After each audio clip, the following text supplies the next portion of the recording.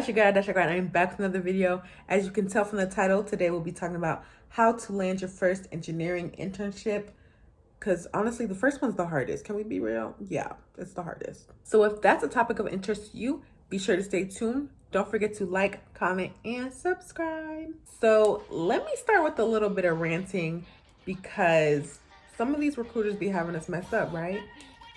They'll tell you we can't hire you because you don't have enough experience. This is an internship. How am I supposed to get experience if I'm not given experience because I don't have experience? You get, like, the cycle just doesn't sit well with me. You know, if there's any recruiters watching, ease up a little bit, because it's really hard as a student to be applying for all of these internships. They're supposed to be entry level, but how are the internships even telling you that they want 3 years of experience? That doesn't even make sense. That's not even right. How is a freshman or a sophomore gonna have 3 to 5 years of experience? And they didn't even choose their major until the previous year. Not right. But anyway, we're here to talk about how to get you that bag. So one thing for sure, if it's your first internship, a lot of these recruiters will look at your GPA. Not always, you know what I'm saying, if you have experience or if you are really passionate about what you're doing, but for the most part, what they'll tend to go off of is your GPA. So it helps to keep that up as high as possible, especially from the gate out, because it's easier to bring it down than it is to take it up. So my advice is to keep it up, because yeah, recruiters would be like, oh my God, you have a 3.1? That's cute. So yeah, and I've learned that the hard way, that some of these recruiters really are just out for blood. And it's just like, my major is extremely difficult, right? Okay, just asking. However, GPA is not everything. So don't be discouraged or don't be deterred if your GPA isn't as high as you want it to be, or as high as a certain company may require, because there are companies who are going to overlook that and not even worry about it, as long as they see that you're someone who is enthusiastic and ready to get to work. You don't have to worry about that. So don't beat yourself up. Don't feel bad about it.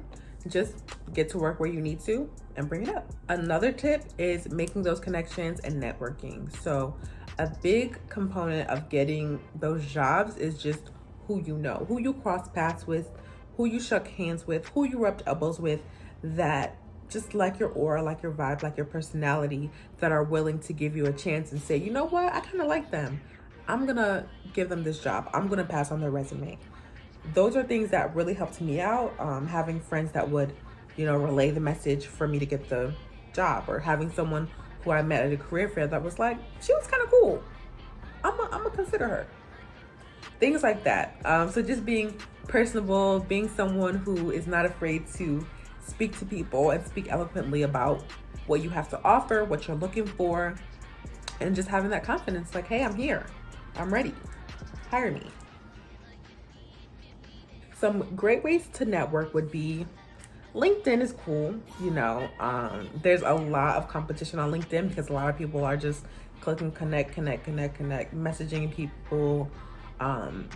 Especially if you're trying to message a recruiter, those ones are a little bit harder to tap into sometimes. But if you have a way to catch their attention, or something that is unique or genuine to them, and they're gonna read it and be like, oh wait, you actually said something that like is personal to me, and it's not just like a generic copy and paste message that you send to everybody, that's a good way to stick out.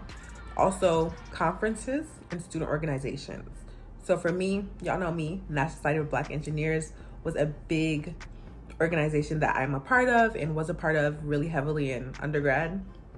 So going to those conferences, networking with people, going to those career fairs, and just being very present is a great way to, establish yourself as someone who's like a good candidate for an internship. Not only that, but student orgs have a great rep for, being the first people to get referred to for a job. For example, Society of Women Engineers. If companies are looking to hire more women, they'll go to the Society of Women Engineers because they're like, you guys are literally a group of women engineers, so we're gonna go to you.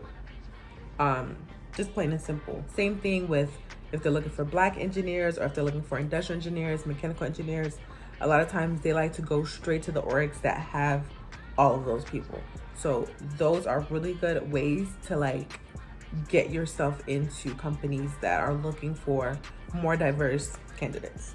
Another tip going along with that is having extracurricular activities and projects that are personal and outside of your typical school projects. So companies love to see that you are taking the initiative to do projects and to do things that nobody asked you to do, that you are just so passionate and just so, excited to do work that you just do stuff on your own. For example, joining a club that they build cars and they race them against other universities, or you coded your own code that makes a light bulb turn on, or you created your own app.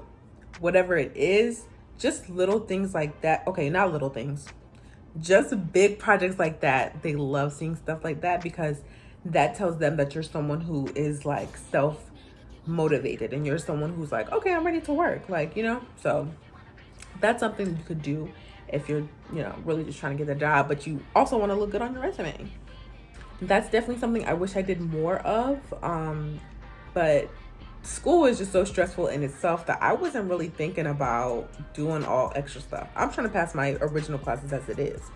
So, if you could squeeze it in on like weekends or in the summertime and you want to dedicate a week to doing a certain project, that's a good way to throw stuff on your resume.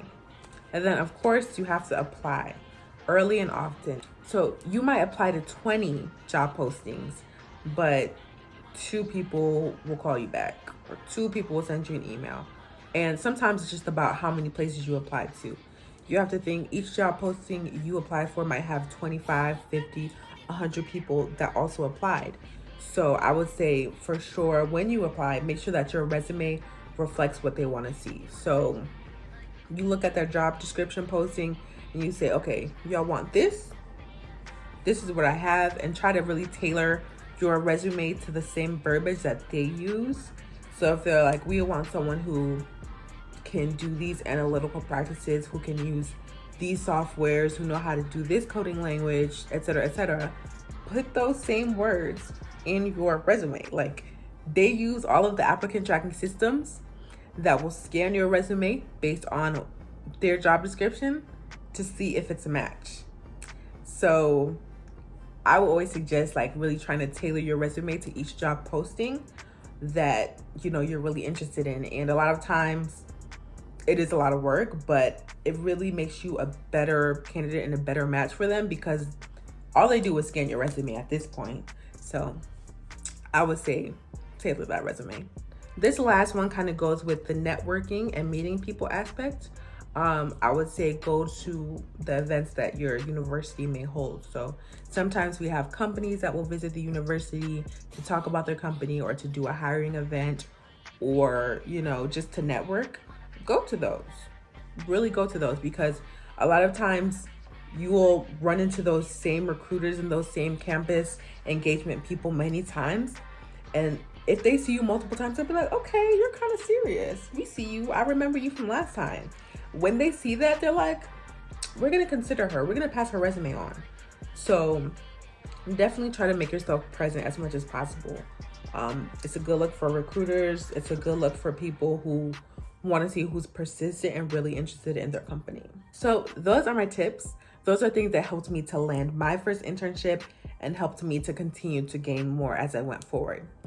If you have any questions, feel free to comment down below. And if you have tips that helped you land your internship, definitely comment down below. Thank y'all for watching. Don't forget to comment, like, and subscribe. And let's go. My name is Ada and I miss Shakara all day long. Yes, ha ha ha, Shakara. Oh Lord, J Shakara. Oh Lord, J.